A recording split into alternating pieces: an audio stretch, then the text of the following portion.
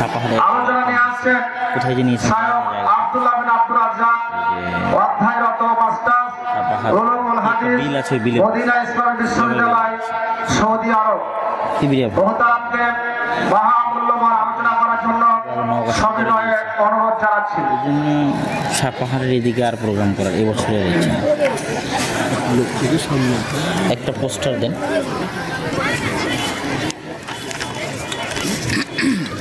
আসসালামু আলাইকুম ওয়া রাহমাতুল্লাহি ওয়া বারাকাতুহু।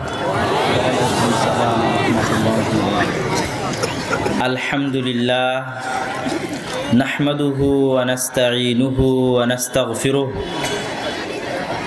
ওয়া নাউযু বিল্লাহি মিন শুরুরি আনফুসিনা ওয়া মিন সাইয়্যাতি আ'মালিনা। মান ইয়াহদিহিল্লাহু ফালা মুদিল্লা লাহু ওয়া মান ইউদ্লিলহু ফালা হাদিয়া লাহু। আশহাদু আল্লা ইলাহা ইল্লাল্লাহু ওয়াহদাহু লা শারীকা লাহু ওয়া আশহাদু আন্না মুহাম্মাদান আবদুহু ওয়া রাসূলুহু। আম্মা বা'দ ফাআউযু বিল্লাহি মিনাশ শাইতানির রাজীম। ওয়া মা মিন দাব্বাতিন ফিল আরদি ইল্লা আলাল্লাহি রিজকুহা। وعن ابن مسعود رضي الله تعالى عنه أنه قال قال رسول الله صلى الله عليه وسلم ليس من نفس تموت إلا تستوفى رزقها। সম্মানিত উপস্থিতি, মুসল্লিয়ানে কেরাম, দিনী ভাই, মা ও বোনেরা, আজকে উত্তরামপুর ফুটবল মাঠ পত্নীতলা নওগাঁয় আয়োজিত আদ-দাওয়া ইসলামী সম্মেলন। আপনাদের অনেকেরই স্মরণ থাকতে পারে যে আমি গত বছর এই মাঠেই আপনাদের সামনে বক্তব্য দিয়েছিলাম। আপনাদের স্মরণে আছে কি? কেউ ওই বক্তব্যের শ্রোতা আছেন? ওই দিন কি বিষয়ে আলোচনা হয়েছিল? যে কোরআন মাজিদ, মাশাআল্লাহ, করোনা ভাইরাস নিয়ে আলোচনা হয়েছিল। এটা তো ভিডিও ম্যান ভাইয়েরা বললো মনে হয়। আমি যারা সাধারণ জনগণ তাদের কাছে জিজ্ঞেস করতে চাচ্ছিলাম। তো সর্বপ্রথম আল্লাহ সুবহানাহু ওয়া তাআলার শুকরিয়া আদায় করি, আলহামদুলিল্লাহ। তার নিকটেই সাহায্য প্রার্থনা করি, তার নিকটেই ক্ষমা প্রার্থনা করি। আমাদের যাবতীয় অনিষ্ট, অন্যায়, খারাপ কাজের কুফল থেকে আল্লাহ সুবহানাহু ওয়া তাআলার নিকটে পরিত্রাণ চাই।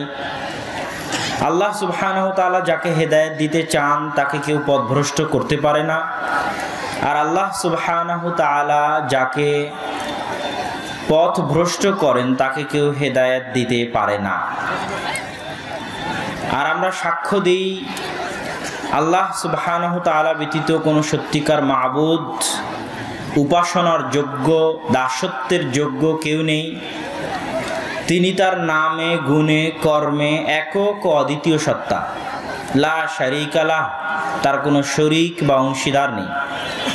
আমরা আরও সাক্ষ্য দেই মুহাম্মদ সাল্লাল্লাহু আলাইহি ওয়াসাল্লাম তার প্রেরিত রাসূল এবং তার বান্দা।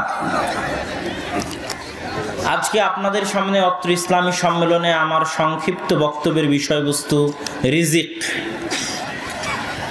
রিজিক এমন এক বিষয় যেটার মুখাপেক্ষী নয় এরকম মানুষ দুনিয়াতে কেউ নাই।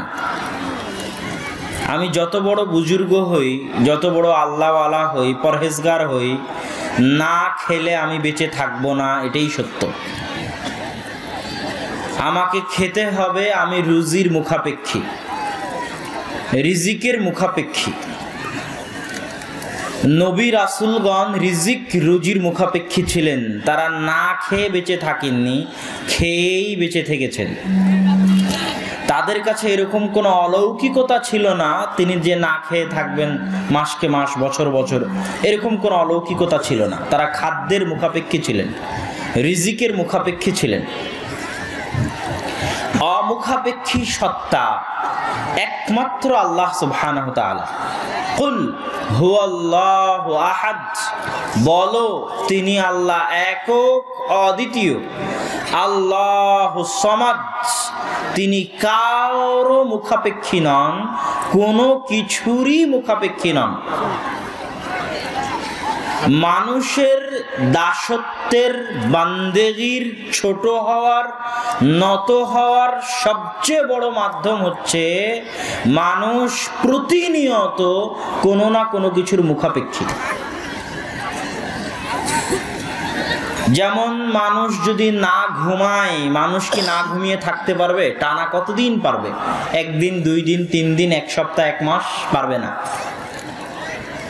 মানুষ যদি খাবার না খায়, না খাবার খেয়ে মানুষ থাকতে পারবে না।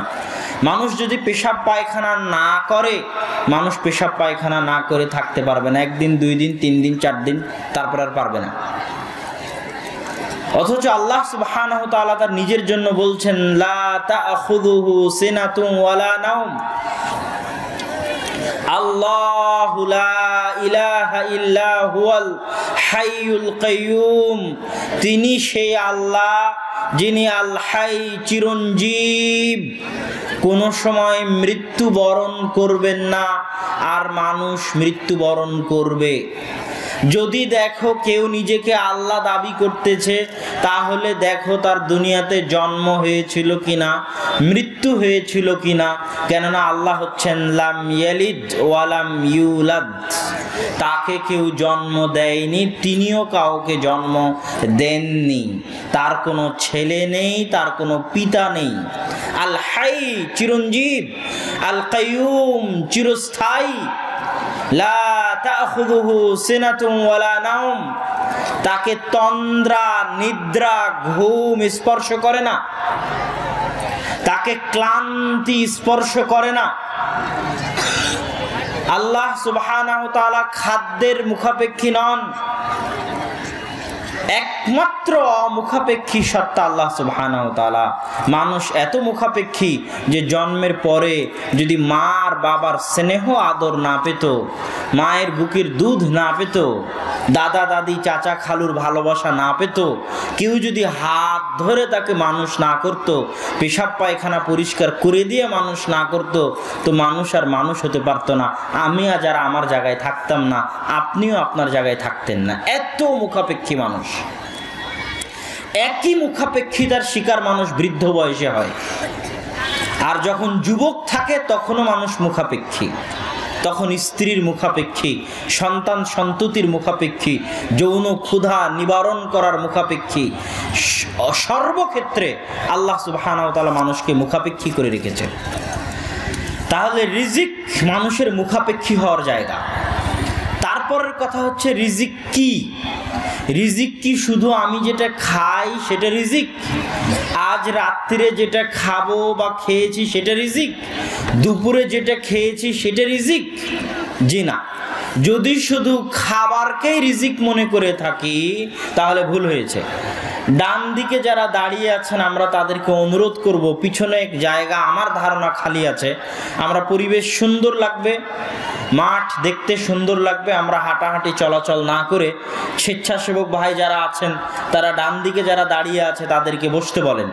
যেহেতু আব্বু আজকে এসেছে আপনাদের এখানে কথা বলবে, আপনারা দাঁড়িয়ে থেকে ক্লান্ত কেন হবেন? আরামে বসেন, আরামে বসে থেকে সম্পূর্ণ বক্তব্য শুনে তারপরে যাবেন ইনশাআল্লাহ। তো রিজিক কি? মানুষের স্ত্রীও মানুষের রিজিক, মানুষের সন্তান সন্ততিও মানুষের রিজিক, মানুষের পদমর্যাদাও মানুষের রিজিক। কেউ আল জামিয়া সালাফিয়ার পরিচালক, কেউ মুহাদ্দিস কদমডাঙ্গা মাদ্রাসার, কেউ পরিচালক কদমডাঙ্গা মাদ্রাসার। এই যে সে কদমডাঙ্গা মাদ্রাসার পরিচালক, এটা তার রিজিক। কেউ চেয়ারম্যান, আমন্ত্রিত অতিথি, চেয়ারম্যান হওয়াটা তার রিজিক। সে যে মর্যাদা, সম্মান, খ্যাতি অর্জন করেছে, এই খ্যাতি, এই সম্মান, মর্যাদা তার রিজিক। সে যে জমি জায়গার মালিক, এই জমি জায়গা তার রিজিক। সে যে বাড়ির মালিক, এই বাড়ি তার রিজিক। সে যে গাড়ির মালিক, এই গাড়ি তার রিজিক। আপনি যে সাইকেলটার মালিক, ওই সাইকেলটা আপনার রিজিক। মানুষ তার সারা জীবনে যা কিছু অর্জন করে শুধু খাবার নয়। আমাদের মধ্যে একটা ভুল ধারণা কাজ করে, আমরা মনে করি শুধু খাবারটাই রিজিক, যেখানে আমার এটা রিজিকে ছিল। জি না, সবই রিজিক। আপনি আপনার সারা জীবনে জন্মের পর থেকে যা কিছু অর্জন করেন, আপনি যতদিন বেঁচে থাকবেন, আপনার এই হায়াতটাও আপনার রিজিক। 60 বছরের হায়াত আপনার জন্য রিজিক, আপনার বয়স আপনার জন্য রিজিক, আপনার স্ত্রী, সন্তান, পুত্র, মান, মর্যাদা, সম্মান। আমি যে জ্ঞান আল্লাহ আমাকে অর্জন করার তৌফিক দিয়েছে, এই জ্ঞান আল্লাহর পক্ষ থেকে রিজিক, সবই রিজিকের অন্তর্ভুক্ত। সুতরাং রিজিককে যেন আমরা খাস মনে না করি যে শুধু যেটা খাবার খাই সেটা মনে হয় রিজিক। তারপরের যেটা আলোচনা সেটা হচ্ছে দুনিয়ার নিষ্ঠুর বাস্তবতা। দুনিয়ার নিষ্ঠুর বাস্তবতা বুঝাতে গিয়ে আল্লাহ সুবহানাহু তাআলা পবিত্র কোরআন মাজিদে বলেছেন, আল্লাহকুমুত তাকাতুর হাত্তা যুরতুমুল মাকাবির। রাজশাহী থেকে বের হলাম, নওগাঁ আসতে হবে। নওগাঁ মান্দায় কোনো এক জায়গায় যদি সাপের খেলা, জাদু, যাত্রা মঞ্চ কিছু থাকে, সেখানে দাঁড়িয়ে যদি আমি ভুলে যাই যে আমাকে নওগাঁ যেতে হবে, তো ওই জায়গায় যে আমি ভুলে থেকে গেলাম, এই ভুলিয়ে দেওয়াটার নাম হচ্ছে আল্লাহ। ভুলিয়ে দেওয়া বা ভুলে যাওয়া। আল্লাহকুমুত তাকাসুর, তোমাদেরকে ভুলিয়ে দিয়েছে তোমাদের আসল লক্ষ্য, উদ্দেশ্য, আসল মঞ্জিল, আসল পৌঁছার জায়গা, তোমাদের যে সফর, তোমরা যে রূহের জগৎ থেকে যে সফর শুরু করেছো, এই সফরে যে তোমরা দুনিয়ায় কিছুক্ষণের জন্য অবস্থান করছো, সফর এখনো শেষ হয়নি। তোমাদের সফর মূলত শেষ হবে হয় জান্নাতে গিয়ে, না হয় জাহান্নামে গিয়ে, হয় জান্নাতে না হয় জাহান্নামে, ওখানে সফর শেষ হবে। তুমি যে সফরের মাঝামাঝি এখন মান্দা ব্রিজের এখানে অবস্থান করছো, সফর শেষ হবে তোমার উত্তরামপুর ফুটবল মাঠে গিয়ে। তো এই যে মান্দা ব্রিজের এখানে অবস্থান করছো, এখানে কেউ তোমাকে সাপের খেলা দেখাচ্ছে, কেউ তোমাকে জাদু দেখাচ্ছে, কেউ তোমাকে যাত্রা মঞ্চের নাচ গান দেখাচ্ছে, সেটা দেখে তুমি ভুলে থেকে গেলে যে তোমাকে যেতে হবে ওই ফুটবল মাঠে, আজ তোমার প্রোগ্রাম আছে, 9টার মধ্যে উপস্থিত হতে হবে। এটাই আল্লাহকুমুত তাকাসুর। দুনিয়াতে আসার পর দুনিয়ার ধন দৌলত, ঐশ্বর্য, টাকা পয়সা, মান মর্যাদা তোমাদেরকে ভুলিয়ে দিয়েছে যে তোমাদের আসল ফিরে যাওয়ার জায়গা কোনটা। সেই দিন তোমরা বুঝতে পারবে, হাত্তা যুরতুমুল মাকাবির, যেই দিন তোমরা কবরের মাটি তোমাদের মুখে এবং পেটে চাপা পড়বে, মৃত্যুর স্বাদ আস্বাদন করবে, সেই দিন তোমরা দুনিয়ার নিষ্ঠুর বাস্তবতা বুঝতে পারবে। কাল্লা সাউফা তা'লামুন, কখনো নয়, অসম্ভব। তোমরা অবশ্যই জানতে পারবে, নিশ্চিতভাবে জানতে পারবে। আইনাল ইয়াকিন, চোখে চাক্ষুষ ভাবে মানুষ যেভাবে দেখতে পায় ওইভাবে জানতে পারবে। যেই দিন জানতে পারবে সেই দিন তোমাদেরকে জিজ্ঞেস করা হবে, সুম্মা লা তুসআলুন্নাহুম ইয়াওমাইযিন আনিন নাঈম। সেই দিন তোমরা দুনিয়াতে যত নেয়ামত ভোগ করেছো, সব নেয়ামত সম্পর্কে তোমাদেরকে কিয়ামতের মাঠে জিজ্ঞাসা করা হবে। রাসূল সাল্লাল্লাহু আলাইহি ওয়াসাল্লাম একদিন পেটে ক্ষুধা নিয়ে খাবারের তাড়নায় বের হলেন ভরা দুপুরে। সেই সময় আবু বকরের সাথে দেখা, তিনিও ক্ষুধার তাড়নায় বের হয়েছেন। সেই সময় ওমর রাদিয়াল্লাহু তাআলা আনহুর সাথে দেখা, তিনিও ক্ষুধার তাড়নায় বের হয়েছেন। তারা একসাথে এক আনসারীর বাড়িতে গেলেন। সেখানে আনসারী বকরি জবাই করে রুটি তৈরি করে তাদের খাবারের ব্যবস্থা করলো। খাবার শেষে রাসূল সাল্লাল্লাহু আলাইহি ওয়াসাল্লাম আবু বকর আর ওমরকে বলছে এই আয়াত, সুম্মা লা তুসআলুন্নাহুম ইয়াওমাইযিন আনিন নাঈম, যে এই যে আজকে তোমরা, আল্লাহ তোমাদেরকে ক্ষুধার্ত অবস্থায় খাবার দিল, এই যে নিয়ামত আবু বকর ওমর আমি তোমরা ভোগ করলাম, এই নিয়ামতের বিষয়ে কিয়ামতের মাঠে জিজ্ঞাসা করা হবে। সুতরাং দুনিয়ার নিষ্ঠুর বাস্তবতা অনেক ভয়াবহ। রাসূল সাল্লাল্লাহু আলাইহি ওয়াসাল্লাম বলছেন, ইয়াকুলু ইবনু আদম মালি মালি, আদম সন্তান বলে আমার টাকা, আমার ধন সম্পদ। কিন্তু আদম সন্তানের টাকা বলতে আসলে কিছু নাই, যা খায় তা হজম হয়ে যায়। মা আকালা ফাফনা ওয়া মা লাবিসা ফাবলা, যা পরিধান করে তা পুরাতন হয়ে যায়। 10 দিন আগের খাবার এখন নাই, 10 বছর আগের জামা এখন নাই। আর খাওয়ার পরা বাদ দিয়ে যা কিছু করে, জমি জায়গা বাড়ি গাড়ি ব্যাংক ব্যালেন্স একটাও তার নিজের নয়, সবই অন্যের। মরলেই বুঝতে পারবে সে যেমন তার পিতার সম্পত্তি নিয়ে ঝগড়া করেছে, তার সন্তান সন্ততি তার সম্পদ নিয়ে ঝগড়া করবে। তাহলে সে গেল কি নিয়ে? টাকা যা উপার্জন করলো খেয়ে পরে আর সন্তান সন্ততির জন্য রেখে গেল, তার থাকলো কি? ইবনুল কাইয়িম রাহিমাহুল্লাহ বলছেন, দুনিয়াতে কোনো মানুষ 100 বছর বাঁচে, কিয়ামতের মাঠে দেখবে সে মাত্র একদিন বেঁচে ছিল। দুনিয়াতে বেঁচে ছিল 100 বছর, আর কিয়ামতের মাঠে দেখবে বেঁচে ছিল 1 বছর। ইবনুল কাইয়িম রাহিমাহুল্লাহ লিখছেন, দুনিয়াতে কোনো মানুষ কোটি টাকার মালিক হতে পারে, কিন্তু কিয়ামতের মাঠে দেখবে সে 100 টাকার মালিক, 1 টাকার মালিক, 1000 টাকার মালিক। কি জন্য? দুনিয়ার ওই জিনিসটাই কিয়ামতের মাঠে তার জন্য গণ্য হবে, যেটা সে আগেই তারা কিয়ামতের মাঠের পরকালের ব্যাংকে জমা করেছে, আগেই পাঠিয়ে দিয়েছে। আগেই যেটা পরকালের জন্য পাঠিয়ে দিয়েছে সেটা দেখতে পাবে।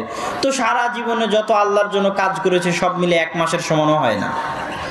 তাহলে তার জীবন আল হায়া আল হাকিকিয়া, তার প্রকৃত জীবন মাত্র 1 বছর, যেটা কিয়ামতের মাঠে দেখতে পাচ্ছে। বাকি 100 বছর পুরোটাই শেষ। কোটি টাকার মালিক কিয়ামতের মাঠে দেখে 100 টাকা, যে 100 টাকাও আল্লাহর সন্তুষ্টির জন্য ব্যয় করেছিল ওটাই গণ্য হয়ে আছে, অতটুকুরই ও প্রকৃত মালিক। বাকি যতটুকুর দুনিয়াতে মালিক ছিল ততটুকুর আসল মালিক নয়, ততটুকুরও ধোকায় পড়েছিল। ধোকায় পড়ে মনে করতো আমি মালিক, কিন্তু আসলে মালিক নয়। আসলে মালিক কতটুকুর, যতটুকু কিয়ামতের মাঠে দেখতে পাবে। এই জন্য আসল সফলতা, যেটাকে আল্লাহ সুবহানাহু ওয়া তাআলা কোরআন মাজিদে বলেছে, ফামান যুহজিহা আনিন নার ওয়া উদখিলাল জান্নাহ ফাকাদ ফাজ। শোনো, আসল সফলতা, প্রকৃত সফলতা, তোমাকে স্কুলে যাবা, স্কুলের হেডমাস্টার লেকচার দিবে, সফল হতে হবে। বিশ্ববিদ্যালয়ে যাবে, ভিসি লেকচার দিবে। কোথাও কোচিং সেন্টারে যাবে, সেখানে মোটিভেশনাল যারা স্পিকার তারা লেকচার দিবে, এই করলে সফল হওয়া যায়, এই করলে সফল ক্যারিয়ার। আল্লাহ কোরআনে বলছেন আসল সফলতা কি?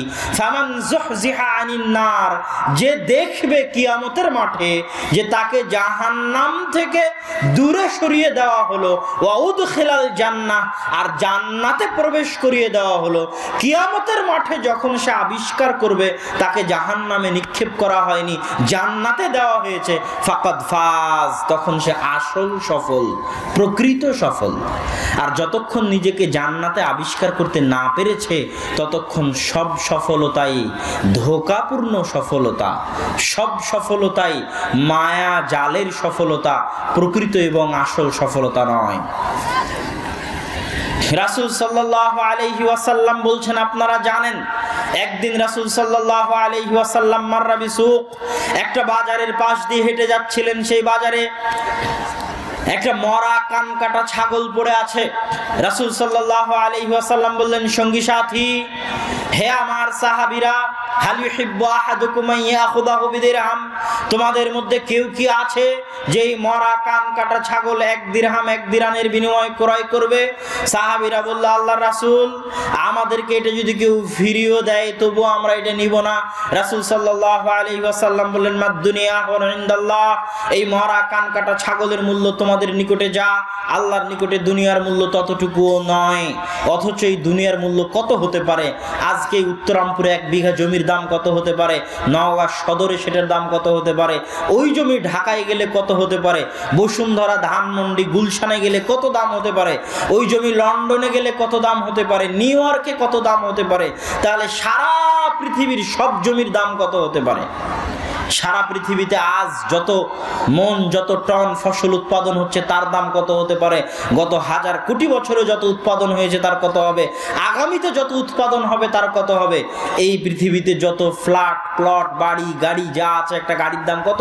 কয়েক লক্ষ, কয়েক কোটি টাকারও গাড়ি আছে। একটা বাড়ির দাম কত? একটা ফ্ল্যাটের দাম কত? কয়েক লক্ষ, কয়েক কোটি টাকারও বাড়ি গাড়ি আছে।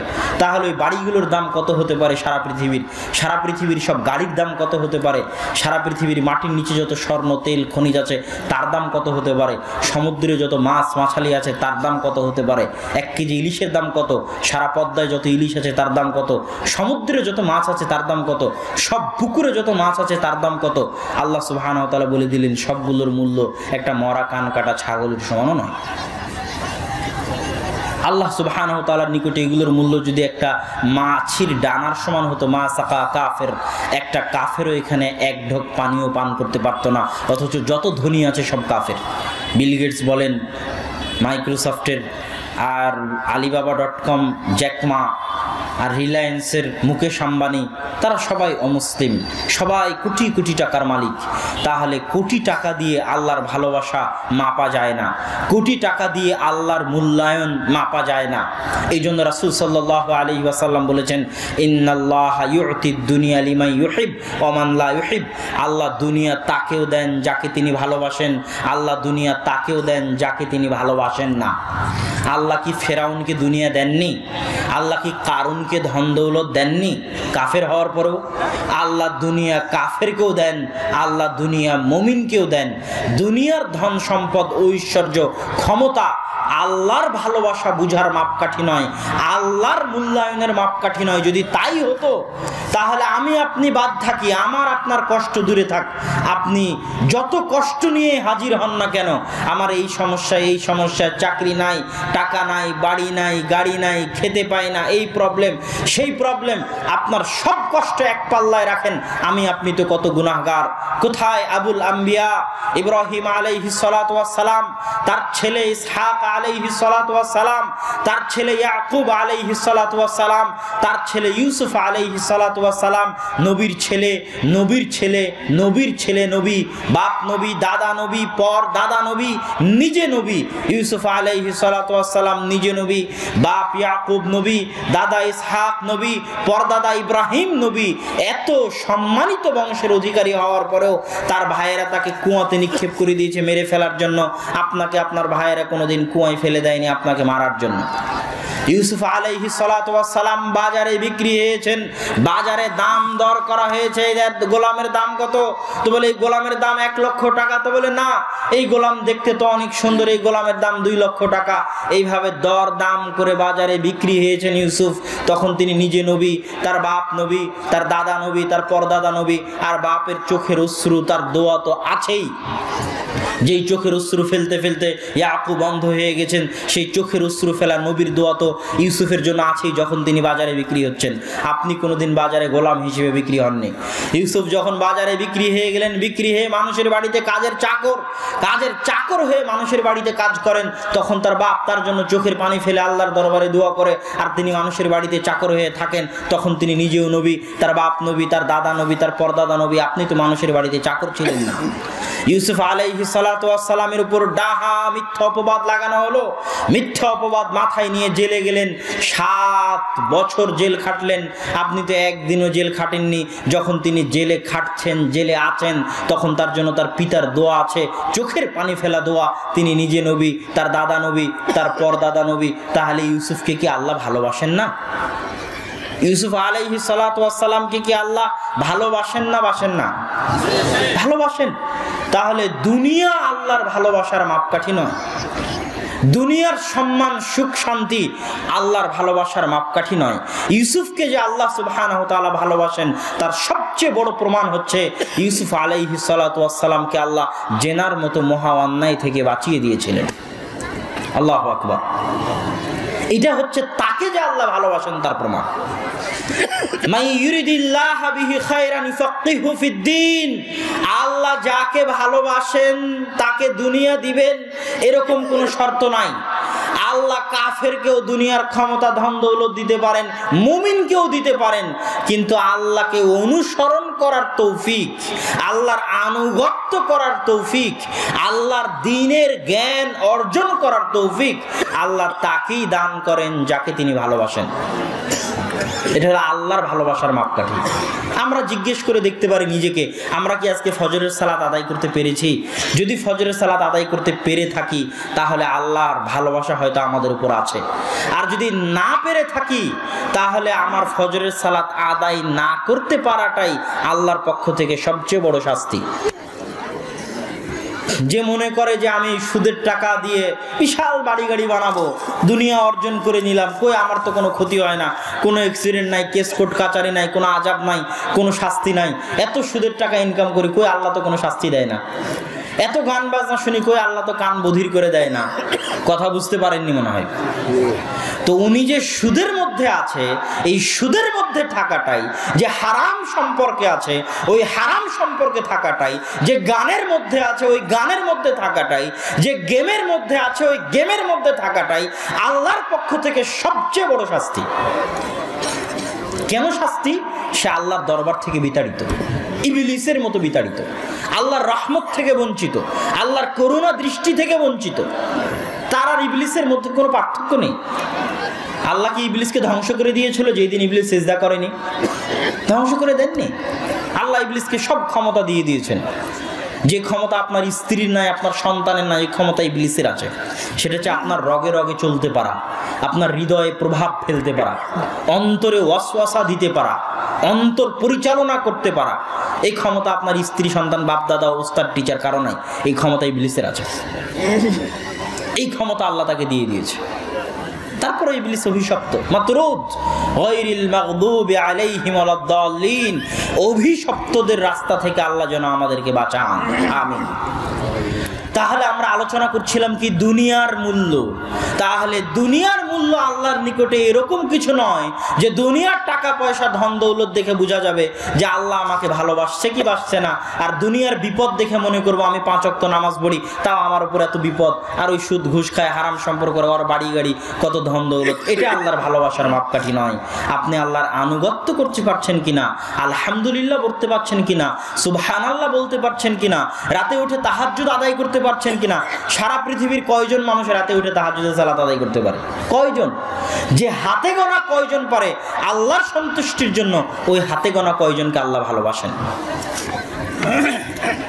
সম্মানিত উপস্থিতি, তারপরের আলোচনা দুনিয়ার নিষ্ঠুর বাস্তবতা বুঝার পরের আলোচনা। রিজিক কি আমার এবং আপনার হাতে, না রিজিক কোথায় থেকে আসে, কিভাবে পাবো? আপনারা মুখে বলবেন যে রিজিক আল্লাহর হাতে। দুনিয়ার এমন কোনো মুসলিম নাই যে বলবে না রিজিক আল্লাহর হাতে। কিন্তু আমরা কি সত্যি মুখে বিশ্বাস করি যে রিজিক আল্লাহর হাতে? অন্তরে কি সত্যি বিশ্বাস করি, না শুধু মুখে বলি যে রিজিক আল্লাহর হাতে? বাস্তব মাঠে নামলে দেখা যাবে যে 90% মুসলমান অন্তর দিয়ে বিশ্বাস করে না যে রিজিক আল্লাহর হাতে। প্রত্যেক যারা এক টাকাও হারাম পন্থায় উপার্জন করেছে, করবে, করার চিন্তা করতেছে, তারা কেউই আল্লাহকে রাজ্জাক হিসেবে বিশ্বাস করে না। আবার বুঝেন, প্রত্যেক যারা 1 টাকাও হারাম পন্থায় উপার্জন করেছে, করবে, মর্মে ভাবতেছে, চিন্তা করতেছে, বা করে ফেলেছে বা করছে, তারা কেউই আল্লাহকে কি হিসেবে বিশ্বাস করে না? কথা বলেন না কেন? কি হিসেবে বিশ্বাস করে না? রিজিক দাতা হিসেবে বিশ্বাস করে না, রাজ্জাক হিসেবে বিশ্বাস করে না। যদি বলে বিশ্বাস করি, ও মিথ্যুক। ওর চেয়ে বড় মিথ্যুক দুনিয়াতে নাই। ও যদি বলে যে রিজিকের মালিক আল্লাহ, তাহলে 1 টাকাও হারাম পন্থায় উপার্জন করতে পারবে না। একটু যদি সামনে এগিয়ে আসেন, পিছনে একটু বসার জায়গা একটু কষ্ট হচ্ছে, অল্প অল্প করে আমরা সামনে আগালাম। সবাই একটু একটু করে কষ্ট করি, সামনে আগে হালকা হালকা করে। আল্লাহ সুবহানাহু ওয়া তাআলা উঠে দাঁড়ায়েন না, উঠে দাঁড়ালে পরিবেশ নষ্ট হয়ে যাবে। বসে বসে আগান। আল্লাহ সুবহানাহু ওয়া তাআলা পবিত্র কোরআন মাজিদে বলছেন, ওয়া মা মিন দাব্বাতিন ফিল আরদি ইল্লা আলাল্লাহি রিজকুহা। আল্লাহ সুবহানাহু ওয়া তাআলার ওয়াদা মানুষ ওয়াদা দিয়ে ভঙ্গ করতে পারে। আমি ওয়াদা দিয়ে ওয়াদা নাও রক্ষা করতে পারি, 2টা কারণে। এক, আমি আসলে স্বেচ্ছায় ওয়াদা ভঙ্গ করতেছি, তখন আমি মুনাফিক। আর একটা হচ্ছে আমার এমন কোনো অবস্থা তৈরি হলো আমি রক্ষা করতে পারলাম না।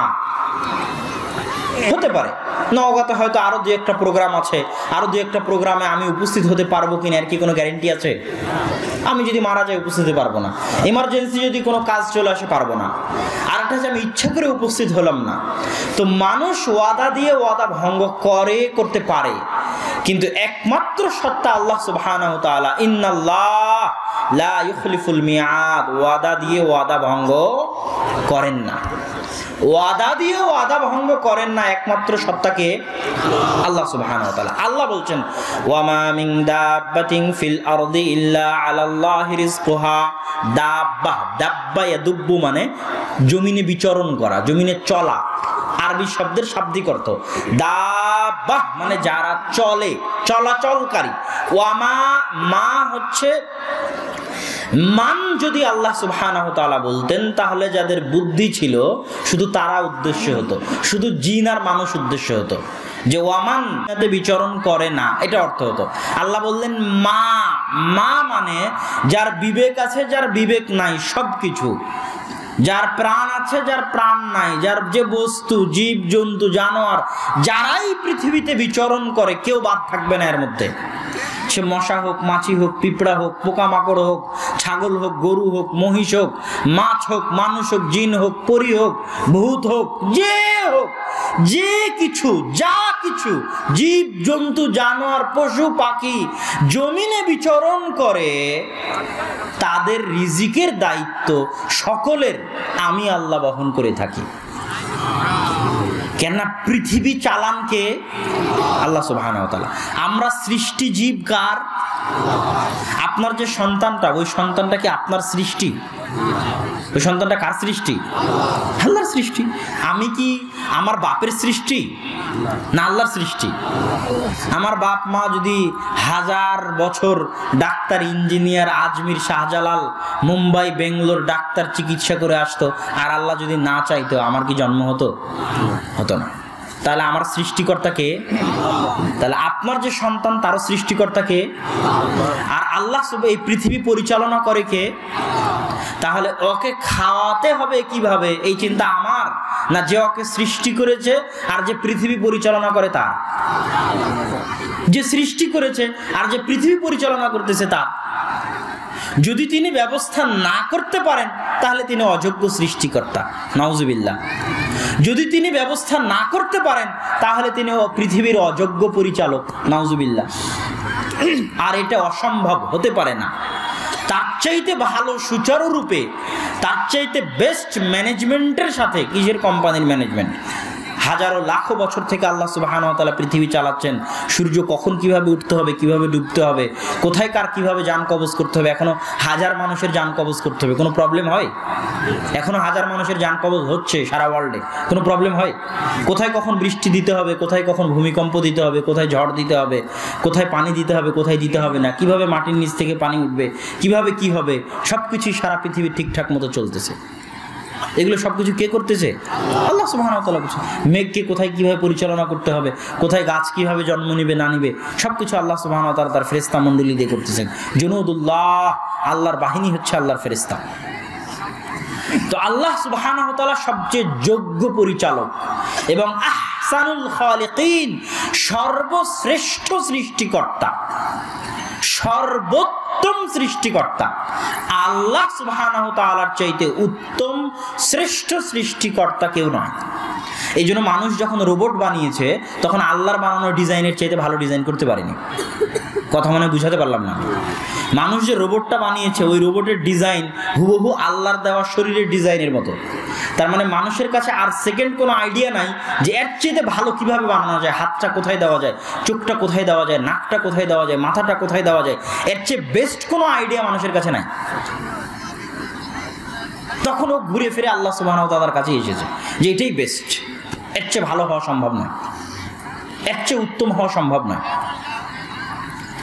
এখানে যতগুলো ক্যামেরা আছে এই একটা ক্যামেরাও 50 মেগাপিক্সেলের বেশি হবে না। ওর 50 মেগাপিক্সেলের ক্যামেরা তো বাংলাদেশে আসারই কথা নয়, তার নিচে হবে।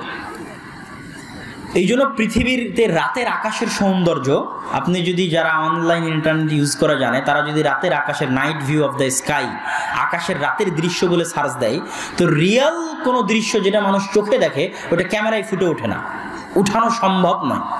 ওটা ফটোশপে ডিজাইন করতে হয়, মানুষ নিজে হাতে ডিজাইন করে, তারা বানায়, তারা আঁকায়, মিটায়, আকাশের ডিজাইন করে ওটা দেয়। কেননা প্রকৃত যে রাতের দৃশ্যটা মানুষ চোখ দিয়ে দেখে ওই রাতের দৃশ্যটা দুনিয়াতে এমন কোনো ক্যামেরা আবিষ্কার হয়নি যে ধারণ করতে পারবে। মানুষের চোখে মেগাপিক্সেল আছে 750-এরও বেশি, আর আর ওই ক্যামেরা সারা পৃথিবীতে, সারা ওয়ার্ল্ডের লেটেস্ট ক্যামেরাও 50 মেগাপিক্সেলের উপরে যেতে পারেনি। তো মানুষের চোখের পাওয়ার আল্লাহ সুবহানাহু ওয়া তাআলা এত বেশি করে দিয়েছে যে চোখ দিয়ে একমাত্র রাতের সৌন্দর্য মানুষ দেখতে পারবে, পৃথিবীর ক্যামেরা মানুষকে রাতের সৌন্দর্য দেখাতে পারবে না।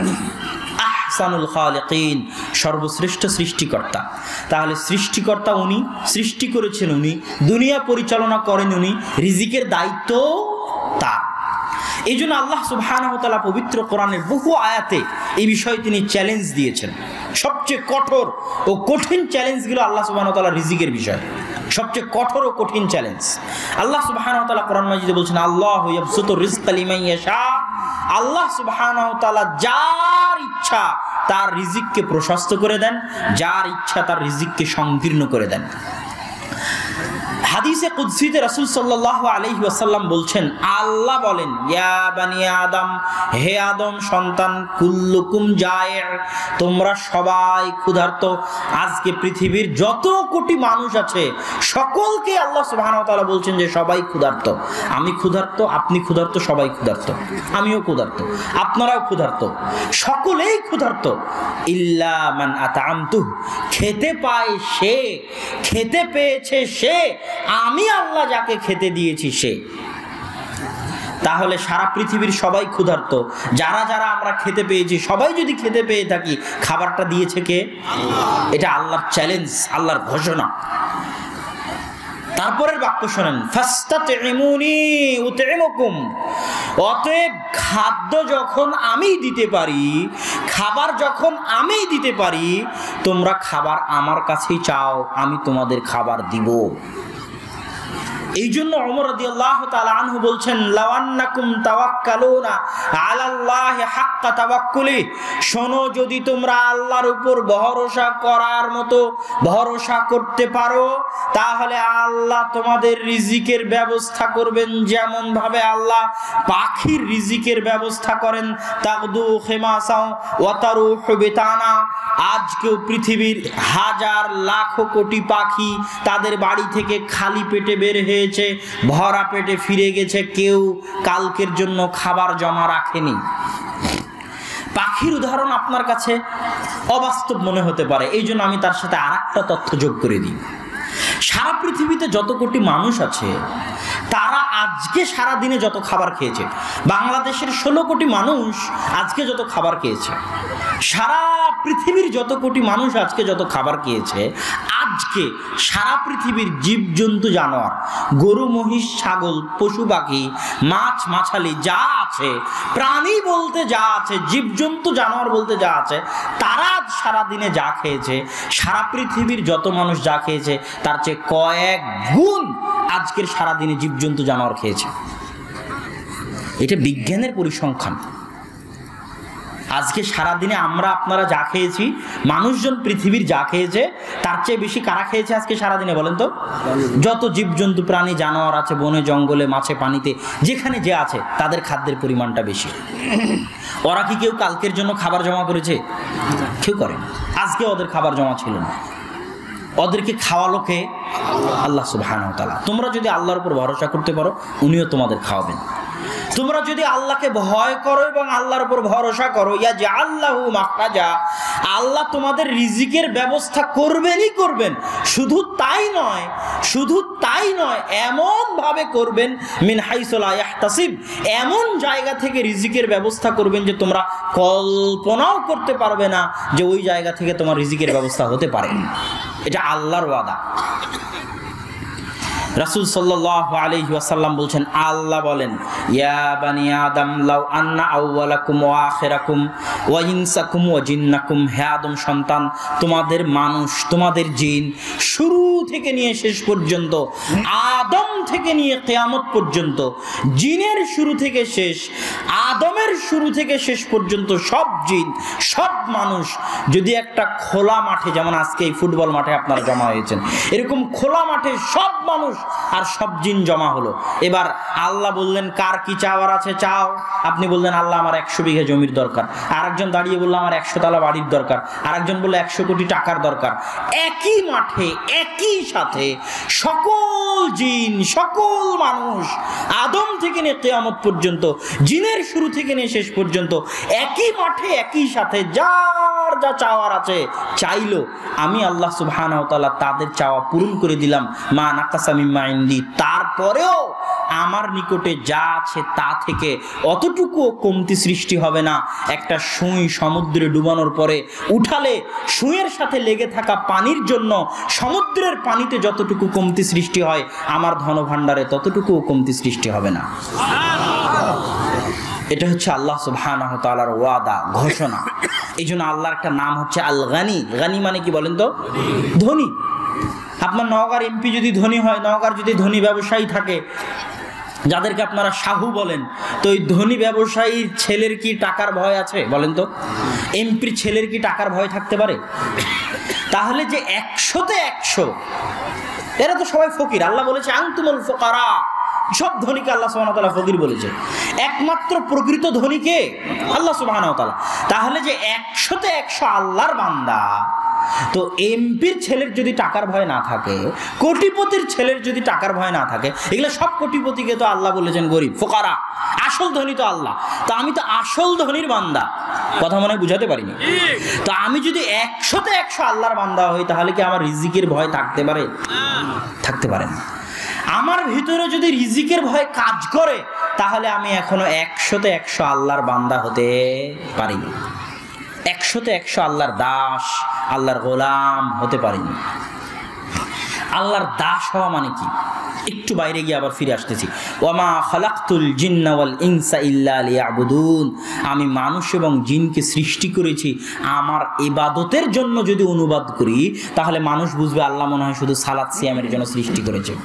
এই জন্য আমি আমার ইবাদতের জন্য অনুবাদ করি না, আমি বলি আমি মানুষ এবং জিনকে সৃষ্টি করেছি। ইয়াবুদুন শব্দটা এসেছে আব্দুন থেকে। আব্দুন মানে গোলাম, আব্দুন মানে দাস, আব্দুল্লাহ মানে আল্লাহর দাস, আল্লাহর গোলাম। ইয়াবুদুন মানে আল্লাহর দাসত্ব, আল্লাহর গোলামি।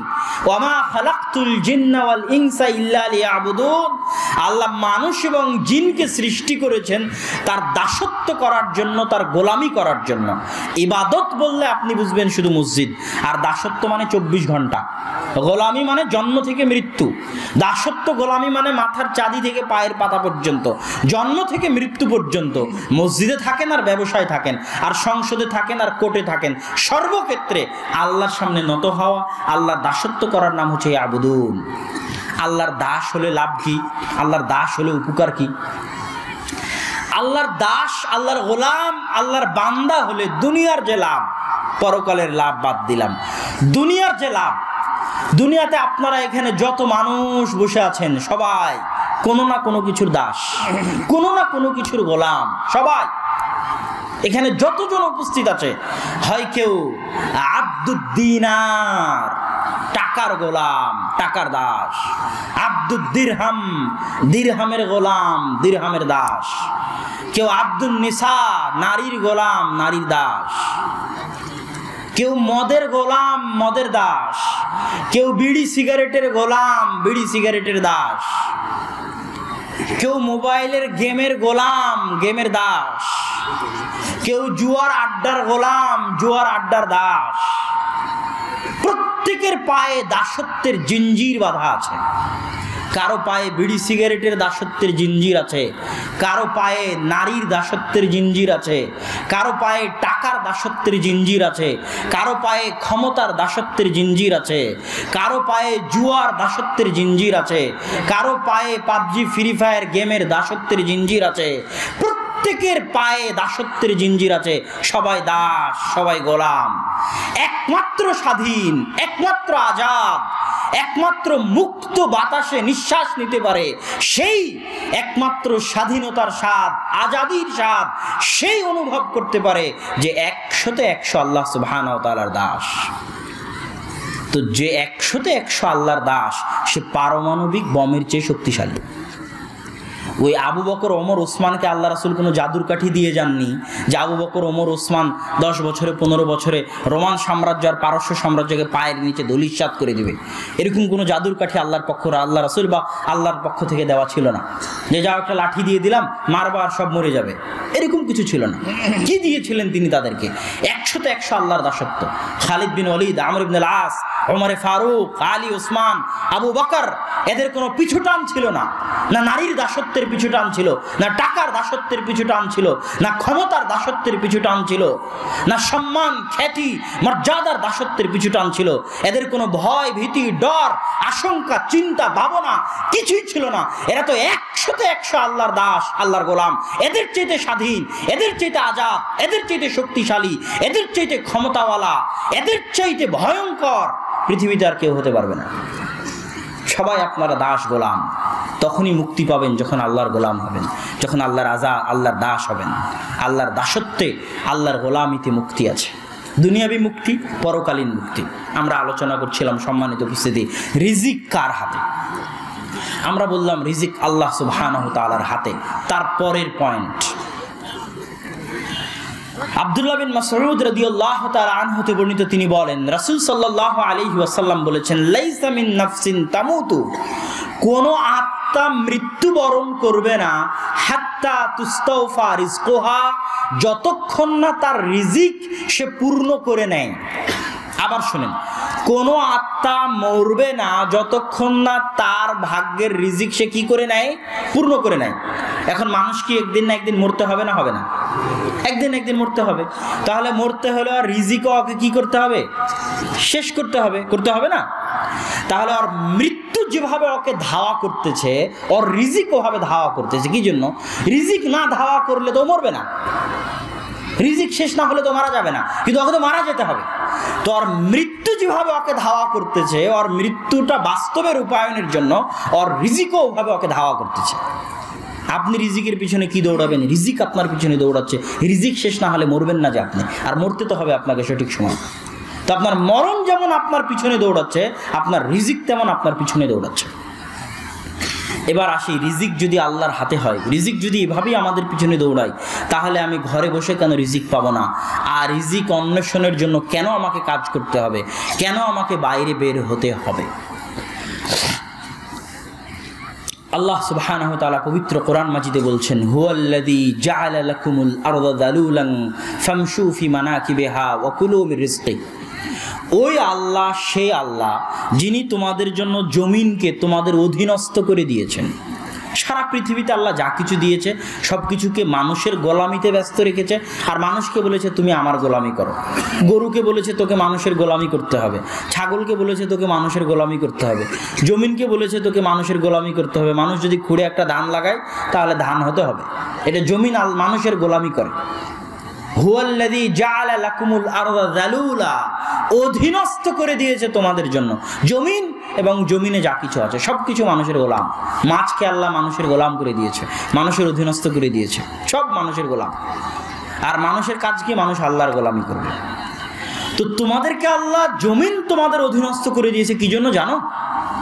ফামশু ফি মানাকিবিহা, জমিনে তোমরা বিচরণ করবে। ওয়া কুলু মির রিজকি, আর আল্লাহর আদেশ, নির্দেশ যে তোমরা জমিন থেকে রিজিক ভক্ষণ করবে।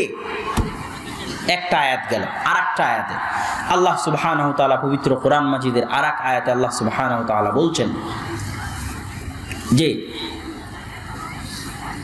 ফাইদা কুদিয়াতিস সালাত ফান্তাশিরু ফিল আরদ ওয়াবতাগু মিন ফাদলিল্লাহ। যখন সালাত শেষ হয়ে যায় তখন তোমরা বসে থেকো না, শুয়ে থেকো না। ফজরের সালাত পড়ে এসে ঘুমিয়ে যাবা না, জোহরের সালাত পড়ে এসে বিশ্রাম নিবা না। কি করবা? জমিনে ছড়িয়ে পড়ো। আল্লাহর আদেশ, নির্দেশ। কেন জমিনে ছড়িয়ে পড়বে? ওয়াবতাগু মিন ফাদলিহি, কেননা জমিনের প্রত্যেকটা ইঞ্চি ইঞ্চি জায়গায় আল্লাহর দয়া আছে, আল্লাহর রহমত আছে, আল্লাহর বরকত আছে। প্রত্যেক ইঞ্চি জায়গায়, এই একটা ইঞ্চি জায়গাতে একটা ধান লাগালে ধানের গাছ হবে, আমের আঠি লাগালে আমের গাছ হবে। ওই একটা ইঞ্চি জায়গাতে আল্লাহর দয়া আছে, আল্লাহর রহমত আছে। কি জন্য তাহলে আপনি রিজিক অন্বেষণের জন্য বের হবেন? আরও আমি পরের সারমর্ম কথায় আর একটু পরে যাচ্ছি। দাউদ আলাইহিস সালাতু ওয়াস সালাম একদিন গোসল করছে, স্বর্ণের বৃষ্টি। দাউদ আর সুলাইমান আলাইহিমা সালাতু ওয়াস সালামকে আল্লাহ যত টাকা পয়সা, ধন দৌলত, ক্ষমতা দিয়েছিলেন, পৃথিবীতে আর কোনো নবীকে আল্লাহ সুবহানাহু ওয়া তাআলা এত ধন দৌলত ক্ষমতা দেননি। দাউদ আলাইহিস সালাম ধনী মানুষ, কোটিপতি মানুষ, গোসল বাদ দিয়ে স্বর্ণ কুড়াতে গেছেন। কি জন্য? ওনার তো স্বর্ণের প্রয়োজন নাই, উনি তো স্বর্ণের মুখাপেক্ষী নন।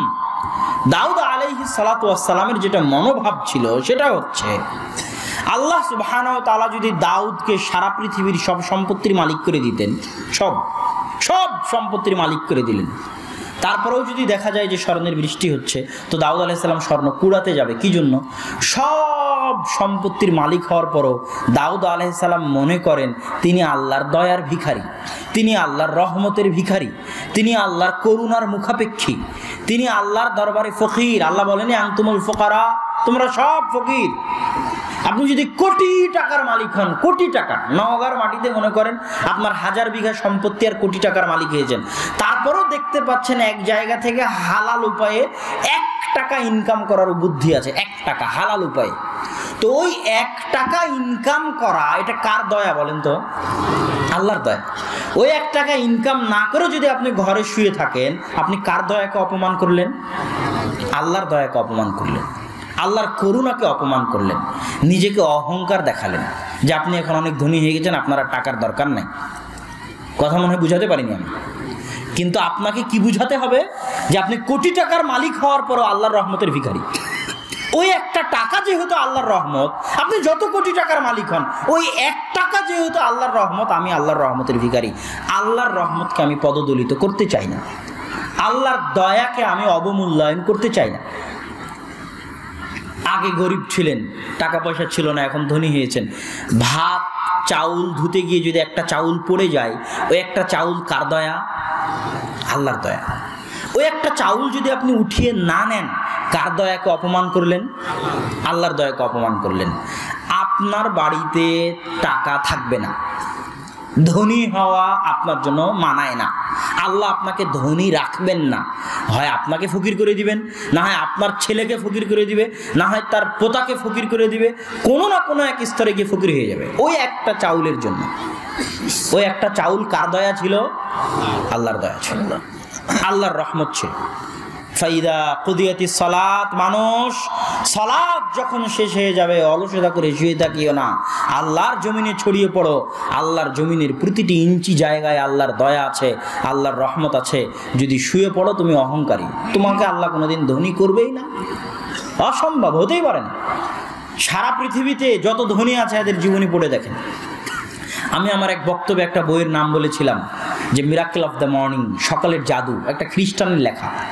তো ওই খ্রিস্টান ওই বইয়ের মধ্যে লিখতেছে দুনিয়াতে এখন এমন কোনো ধনী নাই, সেটা মুকেশ আম্বানি হোক, বিল গেটস হোক, যেই হোক, যারা সকাল 10টায় ঘুম থেকে ওঠে, নাই। আপনি নিজেও গুগলে সার্চ করে দেখতে পারেন যে মার্ক জুকারবার্গ, যে ফেসবুকের প্রতিষ্ঠাতা, when mark Zuckerberg gets up from the bed, mark Zuckerberg সকালে ঘুম থেকে কখন উঠে? আপনি পাবেন না যে মার্ক জুকারবার্গ 8টায় উঠে, পাবেন না 10টায় উঠে, পাবেন না। সার্চ করে দেখেন, বিশ্বাস না হলে আজকে গিয়ে দেখেন। ও সকাল 5টায় উঠে, 5:30টায় উঠে, 4টায় উঠে, 4:30টায় উঠে, 6টায় উঠে, সকালে উঠে। কেননা আল্লাহর দয়ার মূল্য তারা জানে, ও ধনী হবেই, হতেই হবে। কেননা দুনিয়াতে পরিশ্রমের মূল্য আল্লাহ দিবেই, কাফের পরিশ্রম করুক আর মুসলিম পরিশ্রম করুক। আর যে সকাল 10টা পর্যন্ত ঘুমিয়ে থাকবে, ও ধনী হবে নাকি? অসম্ভব, ও হতে পারে না, এটা হতে পারে না। কেননা ও তো আল্লাহর দয়াকে রেখে ঘুমিয়ে গেল, আল্লাহর দয়ার পিছনে তো ছুটলো না, ও তো অহংকারী। ওকে আমি বললাম পত্নীতলা হাটে যাবো, রিক্সাওয়ালাকে বললো আমার আজকের ইনকাম হয়ে গেছে, ও ধনী হবে? হতে পারবে না, অসম্ভব, ও কোনোদিন ধনী হতে পারবে না। আল্লাহর দয়ার পিছনে যে জান প্রাণ লাগিয়ে ছুটবে, সে ধনী হতে পারবে। আর ধনী হওয়ার পরে একটা চাউলেরও যে মূল্য দিতে পারবে আল্লাহর দয়া মনে করে, ওর বাড়িতে টাকা বাকি থাকবে, বরকত বাকি থাকবে। একটা চাউলেরও যে মূল্য দিতে পারবে ধনী হওয়ার পর। আল্লাহ সুবহানাহু ওয়া তাআলা মুখতালান ফখুর, অহংকারীকে পছন্দ করেন না। আল্লাহ সুবহানাহু ওয়া তাআলা নত হওয়াকে পছন্দ করেন। ছোট হওয়াকে পছন্দ করেন, চাওয়াকে পছন্দ করেন। এই জন্য ইবনুল কাইয়িম রাহিমাহুল্লাহ তার বইয়ে লিখেছে যে মানুষ গুনাহ করে জান্নাতে চলে যাবে আর ইবাদত করে জাহান্নামে চলে যাবে। গুনাহ করে জান্নাতে কিভাবে যাবে আর ইবাদত করে জাহান্নামে কিভাবে যাবে? তাহাজ্জুদের সালাত আদায় করে 5 ওয়াক্ত সালাত মসজিদে আসে, ভিতরে অহংকার কাজ করে। তখন আরেকজন বেনামাজিকে দেখেছে, আরেকজন সুদখোর, পানখোর, জর্দাখোরকে দেখেছে, বলছে এর তো কিন্তু আল্লাহ ক্ষমাই করবে না, ও তো সুদখোর। মানে ভিতরে অহংকার হিসেবে আরেকজন পাপাচারীকে কি করতেছে? ছোট করতেছে, নত করতেছে। একটা সুদখোরকে যদি আমার ছোট করার দরকার হয় তো আল্লাহ মুসাকে বলতো, তুই যে ফেরাউনকে বলবে এই কাফের। কথা মনে হয় বুঝাতে পারিনি আমি, কেন ফেরাউনের চেয়ে বড় কাফের তো দুনিয়াতে নাই। আল্লাহ মুসাকে বলতো, তুই যে ফেরাউনকে ছোট করবে এই কাফের, কাফের বলে ওকে ছোট করে দিবি। রাসূল সাল্লাল্লাহু আলাইহি ওয়াসাল্লাম যখন হিরাক্লিয়াসের কাছে চিঠি লিখলো, বাদশাহ হিরাক্লিয়াস রোমান সাম্রাজ্যের অধিপতি, তখন আল্লাহ রাসূল বলতে পারতো, হে কাফের হিরাক্লিয়াস, তোকে বলতেছি ইসলাম আন। আল্লাহ রাসূল লিখেছে আজিম আর রোম, মহান রোমান অধিপতি, মহান বলে সম্বোধন করেছে আল্লাহ রাসূল। আপনি একজন তাহাজ্জুদ গুজার মানুষ, সালাতওয়ালা মানুষ, আপনার সামনে একজন গান বাজনা করতেছে, তাস খেলতেছে, বা আপনার সামনে সালাত আদায় করে না, আপনার ভিতরে অহংকার চলে আসলো এবং আপনি তাকে ছোট করে কিছু বললেন। আপনাকে বলতে হবে সেটা কি? সেটা হচ্ছে ভালোবাসা, দয়া, দরদ নিয়ে, ভাইরে তোর পা ধরি, আমি তোকে ভালোবাসি, তুই যদি জুয়া খেলিস তুই জাহান্নামে চলে যাবে, এটা আমি চাই না, এই জন্য তোকে জুয়া খেলতে মানা করতেছি। এটা হলো দাওয়াত। আর আপনি বলে দেখো শালা জুয়া খোর, এই শালা সিগারেট খোর, বিড়ি খোর। কথা মনে বুঝাতে পারিনি আমি। তাহলে আপনার ভিতরে অহংকার কাজ করতেছে, আপনি আর একজন পাপীকে ছোট করতেছেন। তখন আল্লাহর গায়রাত, আল্লাহর আত্মমর্যাদায় লাগে। কেউ যদি বলে উমুক পাপীকে আল্লাহ ক্ষমা করবে না, তখন আল্লাহর আত্মমর্যাদায় লাগে।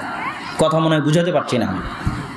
তো এই ইবাদত করে অহংকারের কারণে জাহান্নামে চলে যাবে, আল্লাহর দয়াকে ছোট করার কারণে, আল্লাহর রহমতকে ছোট করার কারণে। আরেকজন গুনাহ করেছে, গুনাহটা ওর মাথার উপর এত বড় বোঝা হয়ে দাঁড়িয়েছে, এত বড় বোঝা হয়ে দাঁড়িয়েছে যে ওই গুনাহের কারণে আল্লাহর সামনে ছোট হয়ে কাঁদতে কাঁদতে, আল্লাহ মাফ করে দাও, আল্লাহ ক্ষমা করে দাও, আল্লাহর এমন হবে না, আল্লাহর এমন করব না, আল্লাহ কবরের আযাব দিও না, আল্লাহ বাঁচতে চাই। গুনাহগার, কিন্তু আল্লাহর কাছে ছোট হয়ে কাঁদতেছে, নত হয়ে আল্লাহর কাছে চাচ্ছে। আল্লাহ তো ওকে জান্নাতে দিবে, ওই গুনাহকে আল্লাহ নেকিতে পরিণত করে দিবে। আল্লাহ, এটা হলো আল্লাহর দয়া, আল্লাহ সুবহানাহু ওয়া তাআলার রহমত, আল্লাহ সুবহানাহু ওয়া তাআলার করুণা। সম্মানিত উপস্থিতি, তাহলে রিজিক অন্বেষণের জন্য বের হবেন কিসের জন্য বলেন তো? একটু উত্তর দিতে হবে এই প্রশ্নের। টাকা উপার্জনের জন্য বের হবেন কিসের জন্য? আল্লাহর দয়া অন্বেষণের জন্য, আল্লাহর রহমত অন্বেষণের জন্য। ওই 1 টাকা আল্লাহর দয়া। হালাল পন্থায় 1 টাকা ইনকামের যদি পথ থাকে, আর যদি ইনকাম না করে ও অহংকারী। ও বলে আমি বেকার বসে আছি, আমার চাকরি হয় না। আরে বাদাম নিয়ে বাজারে দাঁড়াতে কি তোমার লজ্জা হয়? বাদাম নিয়ে বাজারে দাঁড়াতে যদি লজ্জা হয়, তুমি অহংকারী। ধনী তুমি জীবনে কোনোদিন হতে পারবে না। তোমাকে মুরগির খামার করতে গিয়ে তোমার লজ্জা হয়, বলে আমি অনার্স মাস্টার্স পাস করে কি করে একটা মুরগির খামার দিতে পারি? তোমার দ্বারা টাকা ইনকাম করা হবে না। একটা মুরগির খামার দিয়ে যদি 1 টাকা ইনকাম হয়, 1 টাকা আল্লাহর দয়া। বাজারে দাঁড়িয়ে 1 টাকার চকলেট বিক্রি করে যদি 1 টাকা ইনকাম হয়, 1 টাকা আল্লাহর দয়া। ওই দয়াকে তুমি অপমান করতেছো, তুমি ধনী হতে পারবে না। সম্মানিত উপস্থিতি, আমাদের পরবর্তী আলোচনা, আমরা পবিত্র কোরআন এবং সহিহ হাদিসের আলোকে কিভাবে আমাদের ধন সম্পদে বরকত ধরে রাখতে পারি, আমাদের ধন সম্পদকে বাড়াতে পারি। ধন সম্পদে বরকত, ধন সম্পদে বরকত বুঝার আগে 3টে জিনিস বুঝেন। ধন সম্পদে বরকত বুঝার আগে 3টে জিনিস বুঝতে হবে। 1 আল্লাহ, 2 শয়তান, 3 ফেরেশতা, 4 বরকত। আবার দেখেন, আল্লাহ, ফেরেশতা, শয়তান, বরকত। পৃথিবীতে যত বরকত অবতীর্ণ হয়, আসে, বরকতের যত উৎস আছে, সব বরকত কোথায় থেকে আসে? কথা বলতে হবে, কার পক্ষ থেকে? আল্লাহর পক্ষ থেকে। সব বরকতের উৎস আল্লাহ। এই জন্য আল্লাহ আর আল্লাহ সুবহানাহু ওয়া তাআলার সাথে সম্পৃক্ত যা কিছু আছে সবই বরকত।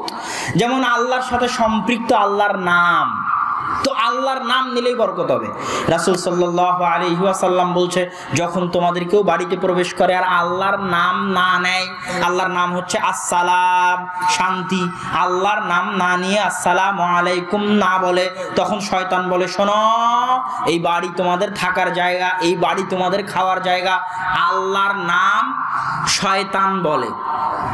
আল্লাহর নাম যদি নেয় তাহলে শয়তান বলে, শোনো, এই বাড়িতে তোমাদের থাকার জায়গা নাই, এই বাড়িতে তোমাদের খাওয়ার জায়গা নাই।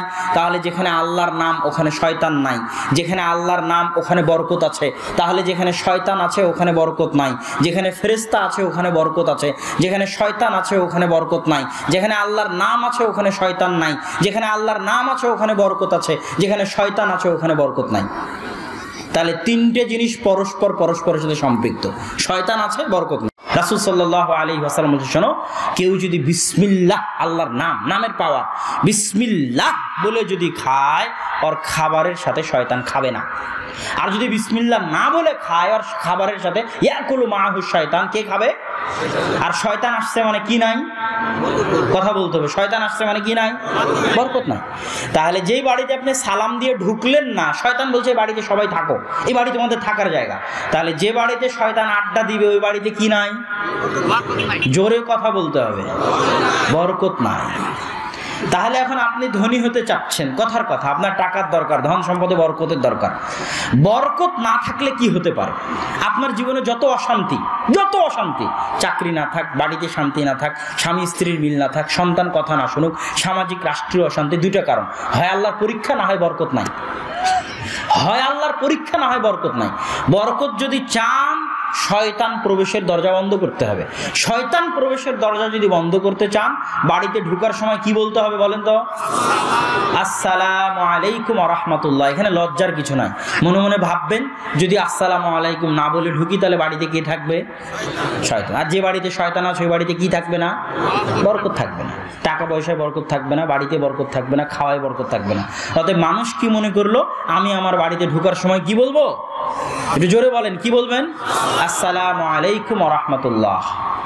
সন্তানকে যখন মা দুধ খাওয়াচ্ছে তখন কি বলবে? বিসমিল্লাহ। না হলে ওই দুধের সাথে কে দুধ খাবে? শয়তান দুধ খাবে।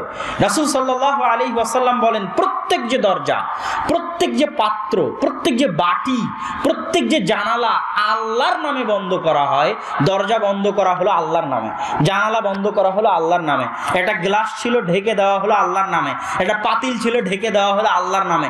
প্রত্যেক যা কিছু আল্লাহর নামে বন্ধ করা হয় তা খোলার ক্ষমতা শয়তানের নাই। আর যদি আল্লাহর নামে বন্ধ না করে, কে খুলবে? শয়তান খুলবে। আর শয়তান খুলবে মানে ওখানে কি থাকবে না? বরকত থাকবে না। রাসূল সাল্লাল্লাহু আলাইহি ওয়াসাল্লাম বলছেন, শোনো, একটা খাদ্যের দানা যদি হাত থেকে পড়ে যায়, তাহলে উঠিয়ে নিয়ে যা ময়লা আছে ধুয়ে ফেলে খেয়ে নাও, ওটাকে শয়তানের জন্য রাখিও না, কেননা তুমি জানো না কোন দানাতে আল্লাহর বরকত আছে। খাওয়া যদি শেষ হয়, হাত চেটে খাও, প্লেট চেটে খাও, শয়তানের জন্য রাখিও না, কেননা তুমি জানো না কোথায় আল্লাহর বরকত আছে। এগুলোর মাধ্যমে আপনি ধনী হতে পারবেন, আপনার ধন সম্পদ স্থায়িত্ব হবে, বরকত আসবে। বরকত আসার আমরা শুরুতেই বলেছি, আল্লাহর সাথে সংশ্লিষ্ট যা কিছু আছে সব বরকত। এক নম্বরে বললাম আল্লাহর নাম, দুই নম্বরে আল্লাহর বাণী। আল্লাহর বাণী কোনটা বলেন তো? জোরে বলেন, আল্লাহর বাণী কোনটা? কোরআন। গতবার এখানে কোরআন নিয়ে আলোচনা করেছি। প্রত্যেক যে বাড়িতে কোরআন পড়া হয় না, ওই বাড়ি কবর, ওই বাড়ি অন্ধকার, ওই বাড়ি বরকতবিহীন বাড়ি। প্রত্যেক যে জীবনে কোরআন তেলাওয়াত করা হয় না, ওই জীবন অন্ধকার। পশু পাখির জীবন, কুকুর শ্রীগালের জীবন, ওই জীবনে বরকতবিহীন জীবন, ওই জীবন শয়তানি জীবন। যে বাড়িতে আল্লাহর কোরআন তেলাওয়াত করা হয় না, ওই বাড়ি কবরের মতো অন্ধকার, বরকতবিহীন বাড়ি, অশান্তিওয়ালা বাড়ি। যদি বাড়িতে শান্তি বরকত চান, কি পড়তে হবে? কোরআন পড়তে হবে। যদি জীবনে বরকত চান, কি পড়তে হবে? কোরআন পড়তে হবে। সম্মানিত উপস্থিতি, তারপরের আলোচনা। বরকত বুঝলাম, বরকত আল্লাহর পক্ষ থেকে আসে, আল্লাহর নাম থেকে আসে, আল্লাহর বাণী থেকে আসে। ফেরেশতা যেখানে থাকে সেখানে বরকত আসে, যেখানে শয়তান থাকে ওখানে বরকত থাকে না। যেমন রাসূল সাল্লাল্লাহু আলাইহি ওয়াসাল্লামের একটা হাদিস, লা তাদখুলুল মালাইকাতু ফি বাইতিন, ওই বাড়িতে ফেরেশতা প্রবেশ করে না যেই বাড়িতে ছবি আছে, মূর্তি আছে, কুকুর আছে। তো ফেরেশতা প্রবেশ না করলে ওই বাড়িতে কি বরকত থাকবে? তাহলে আপনার বাড়িতে যদি ছবি, মূর্তি, নেতা নেত্রী, বাপ মা, হরিণের মূর্তি, হাতির মূর্তি, স্বর্ণের মূর্তি যদি থাকে, আপনার বাড়িতে বরকত থাকবে? থাকবে না, হতে পারে না, অসম্ভব। এবার আমরা আসি, কি কি উপায়ে আমরা বরকত আমাদের জীবনের রিজিক বৃদ্ধি করতে পারি। 1 নাম্বার উপায় রিজিক বৃদ্ধির, বিবাহ করা, অধিক সন্তান নেওয়া। অধিক সন্তান এবং বিবাহ কিভাবে রিজিকের মাধ্যম হতে পারে মানুষ এটা বুঝতে চায় না। আল্লাহ সুবহানাহু ওয়া তাআলা পবিত্র কোরআনে বলছেন, লা তাকতুলু আওলাদাকুম খাশিয়াতা ইমলাক, তোমরা রুজির ভয়ে, দারিদ্রতার ভয়ে, খাদ্যের ভয়ে তোমাদের সন্তানদেরকে হত্যা করিও না। নাহনু নারযুকুকুম ওয়া ইয়াহুম, তোকেও খাওয়াই আমি, তোর সন্তানকেও খাওয়াবো আমি। আল্লাহ সুবহানাহু ওয়া তাআলার কোরআনের ওপেন চ্যালেঞ্জ যে মানুষ, তুই এখনো তোর নিজের রিজিকের মালিক হতে পারিসনি, সন্তানের রিজিক নিয়ে চিন্তা করিস কেমনে? তোর রিজিকের মালিকও আমি, তোর সন্তানের রিজিকের মালিকও আমি। অতএব রিজিকের ভয়ে সন্তান হত্যা করিস না। কি জন্য সন্তান বেশি হলে ধন সম্পদে বরকত হবে? কি জন্য স্ত্রী বেশি হলে ধন সম্পদে বরকত হবে? বিবাহ করলে ধন সম্পদে বরকত হবে? তার সবচেয়ে বড় কারণ, দান করলে ধন সম্পদে বরকত হবে, তার সবচেয়ে বড় কারণ হচ্ছে প্রত্যেকেই দুনিয়াতে নিজ নিজ রিজিক নিয়ে এসেছে। আমরা সবাই দুনিয়াতে নিজের রিজিক নিয়ে আসিনি। যখন আমি একাই ছিলাম, বিয়ে করিনি, তখন আমার রিজিকটা আল্লাহ আমার কাছে পাঠাবেন। এবার আমি যখন বিবাহ করলাম, একটা মেয়েকে বিবাহ করে বাড়িতে নিয়ে আসলাম, তো আমার স্ত্রী তো আর বাহিরে গিয়ে কাজ করে খাবে না, আমার বাড়িতে থাকবে, আমার বাড়িতে সম্মানের সাথে থাকবে, খাবে। তো ওকেও তো 3 বেলা খেতে হবে নাকি? ওকেও তো জামা কাপড় পরতে হবে নাকি? কথা বলেন না কেন? তো ও যে 3 বেলা খাবে, জামা কাপড় পরবে, তো ওয়ালাইকুম আসসালাম।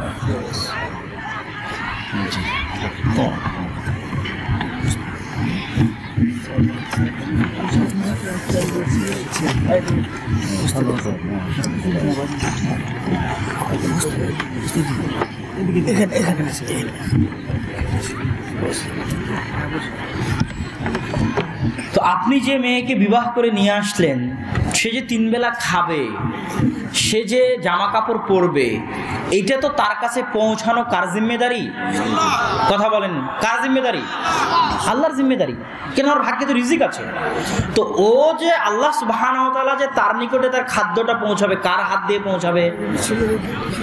কার হাত দিয়ে পৌঁছাবে? স্বামীর হাত দিয়ে পৌঁছাবে, যে তাকে বিবাহ করেছে, যে তার রিজিকের দায়িত্ব উঠিয়েছে, তার হাত দিয়ে পৌঁছাবে। এবার আপনার একটা সন্তান হলো, সেও তো কোনো না কোনো রিজিক নিয়ে দুনিয়াতে এসেছে, ওকেও তো 3 বেলা খেতে হবে, ও তো এখন ইনকাম করা শুরু করেনি। তো যতক্ষণ ইনকাম করা শুরু করেনি, ততক্ষণ ওর রিজিক আল্লাহ কার হাত দিয়ে পৌঁছাবে? বাপের হাত দিয়ে পৌঁছাবে। আর একজন সন্তান হলো, তার রিজিক আল্লাহ কার হাত দিয়ে পৌঁছাবে? বাপের হাত দিয়ে পৌঁছাবে। আপনি 10টা এতিমের দায়িত্ব গ্রহণ করলেন, 10টা এতিমকে তো আল্লাহ খাওয়াবে, এটা তো আল্লাহর পৃথিবী পরিচালনার নীতি। তো এই 10টা এতিমকে যে আপনি খাওয়াচ্ছেন, তো আর খাওয়ানোর টাকা কি আল্লাহ আপনার কাছে পাঠাবেন না? পাঠাবেন। আপনি যত মানুষের রিজিকের দায়িত্ব গ্রহণ করবেন, আল্লাহ তত মানুষের রিজিকের ব্যবস্থা আপনার হাত দিয়ে করে দিবে, এটা আল্লাহর ওয়াদা। কেন? ওদেরকে আল্লাহ ভুখার্থ ক্ষুধার্ত রাখবেন না, তাদের রিজিক আল্লাহ পৌঁছাবেনি। এই জন্য সন্তান বেশি হলে, স্ত্রী থাকলে, বিবাহ করলে সকলের রিজিক মিলে রিজিক বাড়ে এবং রিজিকে বরকত হয়। মাদ্রাসার ছাত্রকে পড়ালে রিজিকে বরকত হয়, রিজিক বাড়ে। রাসূল সাল্লাল্লাহু আলাইহি ওয়াসাল্লামের দরবারে একজন ভাই এসে বলতেছে, ইশতাকা মুহতারিফুন, যে কাজ করে নিজে খায়, ভাইকে খাওয়ায়। তো 2 ভাই, এক ভাই কাজ করে, আর এক ভাই মাদ্রাসায় পড়ে আল্লাহ রাসূলের কাছে, ও কাজ করে না। এক ভাই কাজ করে, ওই আরেক ভাইকে খাওয়ায়। আল্লাহ রাসূলকে গিয়ে বলতেছে, আল্লাহ রাসূল, আমার এই ভাই এখানে সারাদিন থাকে, সে যদি আমার সাথে কাজ করতো, আমার ইনকামের রাস্তা সহজ হতো, ইনকাম আরও বাড়তো। আমি একা ইনকাম করি, নিজের সংসারও চালাতে হয়, আপনার মাদ্রাসায় পড়ে আরও খরচ চালাতে হয়। তখন রাসূল সাল্লাল্লাহু আলাইহি ওয়াসাল্লাম বললেন, লাআল্লাকা তুরযাকু বি, শোনো, এখন তুমি যে রিজিকটা পাচ্ছ, এই রিজিক পাওয়ার একটা কারণ হচ্ছে যে তুমি তোমার এই ভাইয়ের রিজিকের দায়িত্ব বহন করতেছো। এই জন্য তুমি যদি তোমার এই ভাইয়ের রিজিকের দায়িত্ব ছেড়ে দাও তো তোমার রিজিক বাড়াবই কমবে, বাড়বে না বরং কমবে। কেননা তুমি একজনের রিজিকের দায়িত্ব ছেড়ে দিয়েছো, ওর রিজিক আল্লাহ তোমার কাছে পাঠাবে না। তো তুমি এখন যে টাকা ইনকাম করতেছো, মনে করো না যে তোমার পরিশ্রমে ইনকাম করছো, তোমার এই ভাইয়ের তুমি খরচ বহন করতেছো, এর বদৌলতে, এর বরকতে আল্লাহ সুবহানাহু ওয়া তাআলা তোমার রিজিকে বরকত দিয়েছে, তোমার রিজিক বাড়তেছে। রিজিক বাড়ার একটা বড় উপায় হচ্ছে আল্লাহর নিকটে ক্ষমা চাওয়া। ওমর রাদিয়াল্লাহু তাআলা আনহু একবার ইস্তিসকার সালাতে গিয়ে মানুষকে বললেন, তোমরা আল্লাহর নিকটে ক্ষমা চাও। মানুষ বলল, আমরা বৃষ্টি না চেয়ে ক্ষমা কেন চাইবো? চাইতে এসেছে বৃষ্টি, আপনি চাইতে বলেন ক্ষমা। তখন ওমর রাদিয়াল্লাহু তাআলা কোরআনের এই আয়াত পাঠ করলেন, ফাকুলতুস্তাগফিরু রাব্বাকুম ইন্নাহু কানা গাফফারা ইরসিলিস সামাআ আলাইকুম মিদরারা। শোনো, তোমরা আল্লাহর নিকটে ক্ষমা চাও, যদি ক্ষমা চাও আল্লাহ আসমান থেকে বৃষ্টি বর্ষণ করবেন আর তোমাদেরকে ধন সম্পদ আর সন্তান সন্ততি দিয়ে ভর্তি করে দিবেন। এটা আল্লাহর ওয়াদা, আর আল্লাহ সুবহানাহু ওয়া তাআলা ওয়াদা ভঙ্গ করেন না। সম্মানিত উপস্থিতি, আমি আলোচনা শেষের দিকে চলে আসি। রিজিক সম্পর্কে পূর্ণ আলোচনা কমপ্লিট করা আসলে খুব কঠিন, এই জন্য আপনারা যাওয়ার সময় এই বইটা নিয়ে যাবেন। আগে আমি এই বক্তব্য দিয়েছি, তারপরে সেটার আলোকে বইটা লিখেছি, বইয়ের নাম রিজিক। তো এখান থেকে আপনারা অবশ্যই উপকার পাবেন। আর আমার শেষে যেটা অনুরোধ, সেটা হচ্ছে আজকের যারা প্রোগ্রামের আয়োজক, বিশেষ করে জাহাঙ্গীর নামে যে ছেলেটা আমাদের সাথে যোগাযোগ করে এবং তারা জামিয়া সালাফিয়ার সাথে সম্পর্ক রেখে আপনাদের এই এলাকাগুলোতে মসজিদ ভিত্তিক দাওয়াতি কাজ করতে চায় এবং বিভিন্ন উদ্যোগ নিয়ে সেগুলো বাস্তবায়ন করতে চায়, মাসিকালে ইতিসাম নিতে চায়, তো আমি চাইবো যে আপনারা তাকে সার্বিকভাবে সহযোগিতা করবেন, জামিয়া সালাফিয়ার সাথে সম্পর্ক রেখে দাওয়াতি কাজে তাকে সহযোগিতা করবেন। এবং আগামী 4-5 মার্চ, যদিও ঢাকা আপনাদের জন্য দূরে, রূপগঞ্জ নারায়ণগঞ্জ, কিন্তু তাও গেলে ঢাকা দেখা হবে, হয়তো ঢাকাও ঘুরতেও পারবেন, আলোচনাও শোনা হবে। তো সে এখান থেকে 4-5 মার্চ রূপগঞ্জ নারায়ণগঞ্জের সালাফি কনফারেন্সে যোগ দেওয়ার জন্য বাসের ব্যবস্থা করতে চায়। জাহাঙ্গীর নামে যে ছেলেটা আছে আমাদের সাথে দাওয়াতি কাজে সম্পৃক্ত হয়। তো আপনাদের কাছে আমার আবেদন থাকবে, অবশ্যই দাওয়াত থাকবে যে আপনারা আল জামিয়া সালাফিয়া রূপগঞ্জ নারায়ণগঞ্জ, বৃহৎ প্রতিষ্ঠান, বিশাল সম্মেলন, দেশের বড় বড় আলেম ওলামা উপস্থিত হন, সালাফি কনফারেন্সে আপনারা উপস্থিত হবেন এবং তাকে সার্বিকভাবে জামিয়া সালাফিয়ার সাথে সম্পর্ক রেখে দাওয়াতি কাজ করতে সহযোগিতা করবেন। মাসিকালে ইতিসাম তার মাধ্যম থেকে নেবেন, অন্তত পক্ষে মসজিদে 1 কপি রাখবেন। এটার মাধ্যমে আপনাদের সাথে আমাদের সম্পর্ক বজায় থাকবে। আল্লাহ সুবহানাহু ওয়া তাআলা আমাদের সাথে আপনাদের এই দ্বীনি ভালোবাসার সম্পর্ক মৃত্যু পর্যন্ত বজায় রেখে জান্নাতে একত্রিত করুন, আল্লাহুম্মা আমিন। এবং যেগুলো আমরা শুনলাম সেগুলো মেনে আল্লাহ সুবহানাহু ওয়া তাআলা যেন আমাদের সকলের রুজি রুটি, রিজিক, জীবনে, ইলমে, জ্ঞানে, ধন সম্পদ, সন্তান সন্ততি, স্ত্রী পুত্র, গাড়ি বাড়ি, সব কিছুতে যেন আল্লাহ সুবহানাহু ওয়া তাআলা বরকত দান করে, আল্লাহুম্মা আমিন। ওয়া আখিরু দাওয়ানা আনিল হামদুলিল্লাহি রাব্বিল আলামিন। আসসালামু আলাইকুম ওয়া রাহমাতুল্লাহি ওয়া বারাকাতুহু।